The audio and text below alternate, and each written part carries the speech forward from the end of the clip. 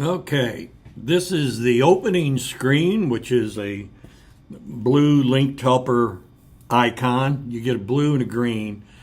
Blue is the one that starts up the program, allows you to do backups, import, exports, change your settings, things like how many, like for example here, you can come in here and get help for the interface, ask questions, odds and ends like that. In this case, all I'm going to do is hit the play button to start LinkedHelper.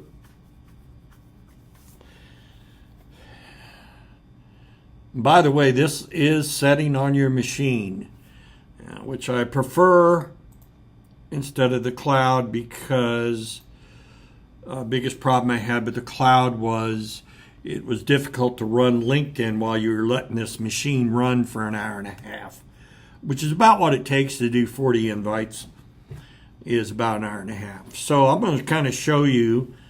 Let me see if I got enough. Let me see. It's 10:56. Yeah, it should run. I take that back. It already is running. So you kind of see what it's doing right now. Hopefully this little red circle on my cursor will help. But you see where it's checked for replies. All it's doing right now is looking through the list of people I sent an invite to, which is this here. This is all longer my very first welcome to my world thing is to these total strangers, actually. And it, the whole thing is a bot. It emulates you, just pulls you out of it. So here's one where yesterday at 2:34, it already did thank Terry here. Terry, this gentleman, is now one of my first connections, which means I can send larger scripts to him or, whatever marketing material you have in mind. But I'm going to stop this now and just kind of show you. Here's not a very long list, but one of the nice things about this is if you build, like for example, I'm running Metronet. If I want to start another company, like, let me see who I haven't hit for a while.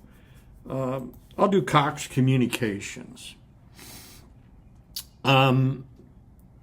So what I'll do is if I like the wording of the message, I'll come in here and clone it.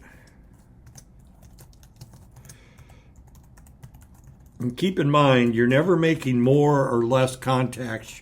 You're simply sorting the ones you have or the ones you're inviting. So it just cloned it.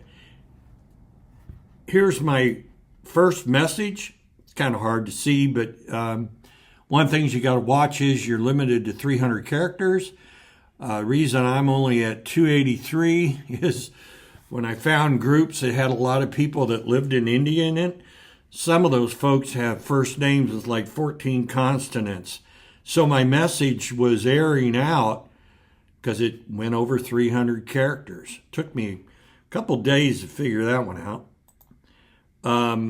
And then after that, and it comes down here, and by the way, these are all programmable. You put it in the trash or add one.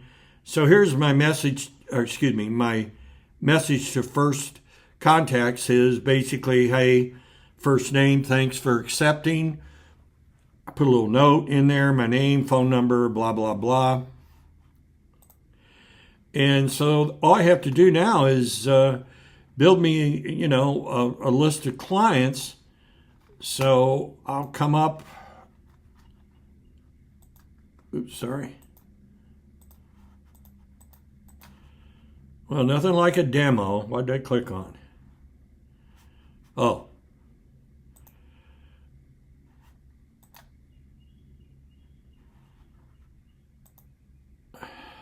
Not sure what I clicked on. I've never had this thing crash, by the way, in a year and a half. Maybe 2 years almost. So I'm back in here. I can look at the campaigns. Here's my Cox Communications.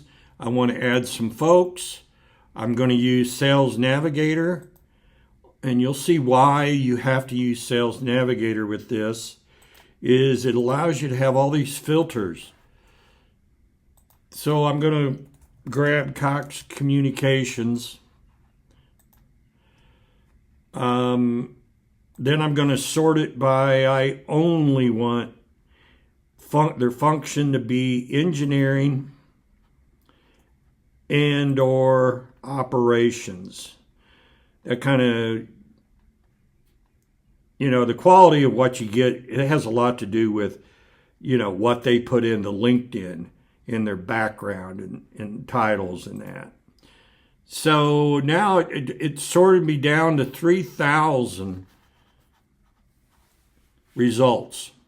If I really want to shut it down or thin it out, I'll put in shared experiences. It goes through and finds people that work for Cox Communications that have the same experiences, steps of expertise. I'm ad-libbing here a bit. So I'm just going to hit select all, tell it start collecting. It will not pick somebody that's already in another group, which is a really cool safeguard, so you don't hit up the same person by accident. It will know in their database that you have already talked with this person. He's a first connection. We're not looking for him. You might see a few pop up, but it won't pick them. I've done a lot of work for Cox over the years, but it's been, 15 years ago. They were a great client. Actually, it was owned by two women that their husbands owned newspapers 100 years ago, probably. All right, what we got up here? It collected 136 out of them. 39 were new. 97 were skipped because 26 were already processed. I probably have an older, I didn't look, but I bet you I have, I'm sure I do. I have a Cox Communications that wasn't on my list because I archived it, but that's okay. Now we can go to the campaign and hit start, and then you can move this. I'm not going to move it because I'll lose the imagery on your recording, but you can move it wherever you want, minimize it, just get out of your way. And so the first thing it's doing is it's checking for replies because it knows I've sent something to Cox before, more than likely.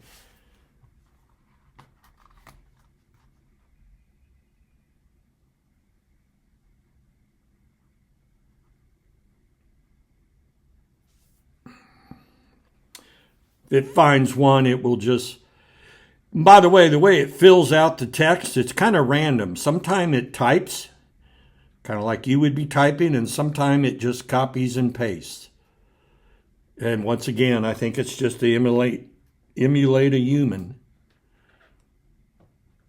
It's not like this, if you were to search for LinkedHelper, I bet you get 6 other companies above them in the search category. They don't advertise much, and I think that's just because they're from Ukraine. I don't see a need to since they can't talk to you.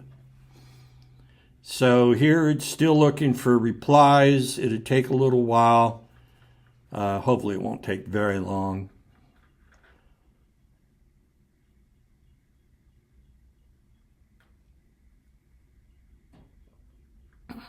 Yeah, here's a guy that thanked me and then obviously sent me his resume, which is not unusual. Thing about fiber companies I've noticed is the people move around more than the traditional cable operators.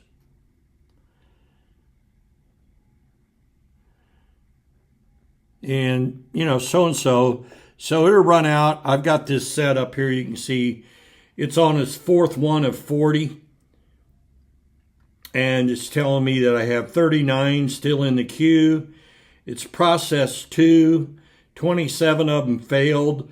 only because they've already been a first connection or something from maybe, yeah, I might have done it a year ago. But that's about it. And you get your typical replies show up on your LinkedIn.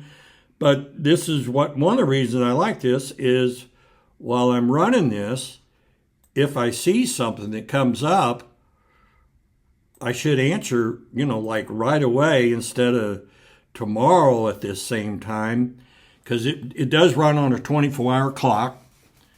I can do anything I want. I can come in, look at notifications in LinkedIn. I post stuff that's on our website just as like, hey, yeah, we do traffic control plans, things like that. And for lack of a better word, that's really all this thing does. But I think it does it well. By the way, there are tools in there too where you can use a program called Snovio. I believe they have a relationship with them because it's free. But it will extract the email addresses and maybe phone numbers out of your contacts. But you'll find real quick in LinkedIn, it's kind of like a private club. People don't typically post their phone numbers unless they're looking for work. They might have a Gmail account.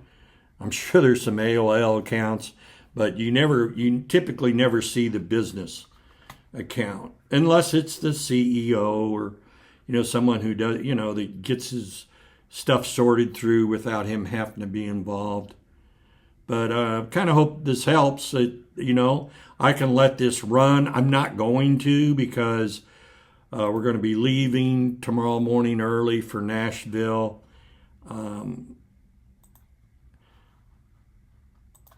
And I don't really want to deal with, I'm not real big on typing on iPhones. So let me kill this. I did check the audio. You will be able to hear.